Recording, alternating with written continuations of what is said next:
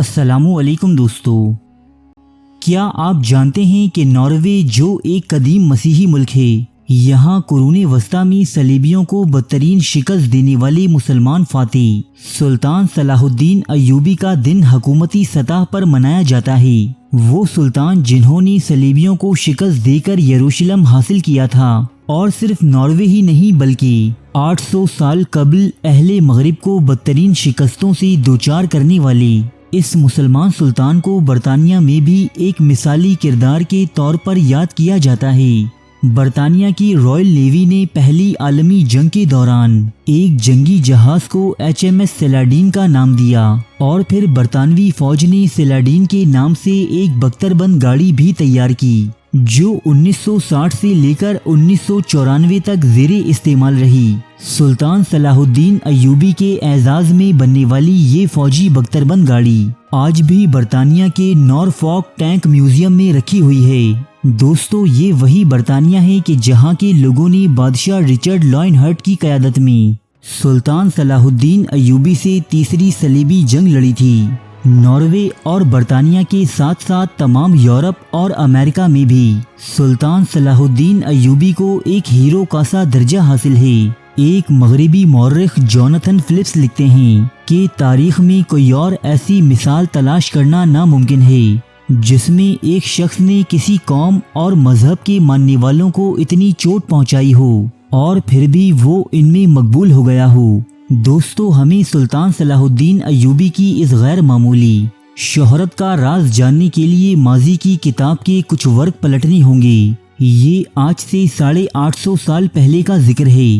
2 اکتوبر 1187 عیسوی جمعے کے دن جب شہر یروشلم میں تقریباً 90 سال کے بعد سلطان صلاح الدین ایوبی کی قیادت میں ایک بار پھر سے مسلمانوں کا دور حکمرانی شروع ہوا، یروشلم کا یہ شہر جنگ کے بجائے ایک سخت محاصرے کے بعد دونوں فریقین کے معاہدے کے نتیجے میں مسلمانوں کے حوالے کیا گیا تھا۔ دوران محاصرہ شہر کے مسیحی عوام سلطان صلاح الدین ایوبی کی طرف سے بدترین مظالم کی توقع کر رہے تھے، کیونکہ یہ وہی یروشلم تھا جس پر 1099 عیسوی میں جب صلیبیوں نے قبضہ کیا تھا تو شہر میں ان کے داخلے کے موقع پر یہاں ہر طرف صرف لاشیں ہی لاشیں تھیں۔ مرد، عورتیں، بچے اور بوڑھے، کوئی بھی ذی نفس ان صلیبی فاتحین کی تلواروں سے محفوظ نہ تھا۔ خود مغربی مورخین کی کتابیں صلیبیوں کی طرف سے اہل یروشلم پر ڈھائے جانے والے مظالم کی داستانوں سے اٹی پڑی ہیں۔ یروشلم پر قبضے کے کئی دنوں بعد تک اس شہر کی گلیاں کٹے ہوئے سروں اور ہاتھ پیر کے ڈھیروں سے بھری ہوئی تھیں، جگہ جگہ جلی ہوئی لاشیں نظر آتی تھیں۔ لیکن جب سلطان صلاح الدین ایوبی نے یروشلم پر فتح پائی تو عیسائیوں کے دلوں میں مسلمانوں کی طرف سے انتقام لیے جانے کے وہ خدشات یکسر غلط ثابت ہوئے جو عیسائیوں کے ماضی میں کیے گئے مظالم کی وجہ سے پیدا ہوئے تھے۔ مسلمانوں کے محاصرے کے دوران یروشلم کی خواتین نے اپنی بال کٹوا دیے تھے تاکہ وہ فاتح فوج کے سپاہیوں کی نظروں میں نہ آئیں، لیکن یروشلم پر مکمل فتح اور غلبہ پانے کے بعد سلطان صلاح الدین ایوبی نے خاص طور پر عورتوں اور بچوں کے معاملے میں رحم دلی کا مظاہرہ کیا۔ غیر جانبدار مورخین لکھتے ہیں کہ اگر وہ چاہتے تو ان لوگوں کو بحیثیت غلام فروخت یا اپنی فوجیوں کے حوالے بھی کر سکتے تھے،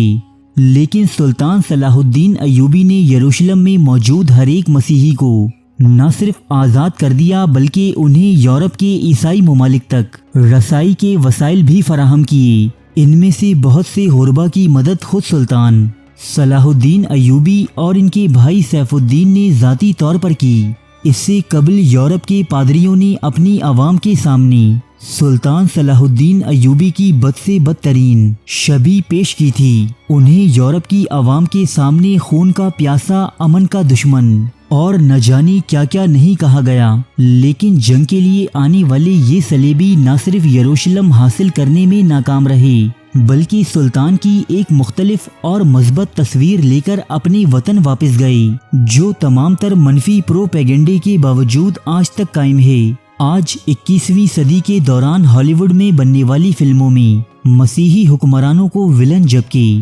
سلطان صلاح الدین ایوبی کو بطور ہیرو پیش کیا جاتا ہے۔ یورپ کے ملک ناروے میں یوم صلاح الدین کا منایا جانا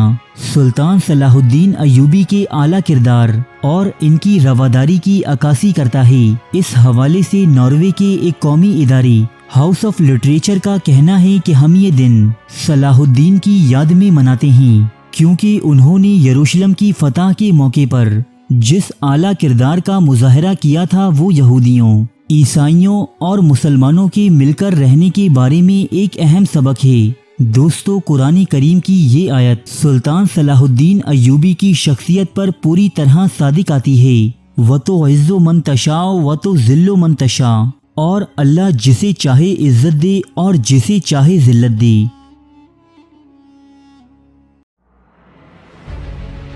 تاریخ کے موضوع پر پاکستان کا سب سے بڑا چینل، جہاں ملتے ہیں سچے واقعات مستند حوالوں کے ساتھ، قدیم تہذیبوں کے عجیب و غریب حقائق، افسانوی داستانوں کے پیچھے چھپی حقیقت، زندگی بدل دینے والی اسلامی حکایات، قدیم اور جدید جنگوں کے احوال، دلچسپ اور پراسرار واقعات، بادشاہوں اور جرنیلوں کی عیاشی کی داستانیں، ملکاؤں اور کنیزوں کی شرمناک کہانیاں، یہ سب اور بہت کچھ دیکھنے کے لیے سبسکرائب کیجیے اردو ڈائری کو۔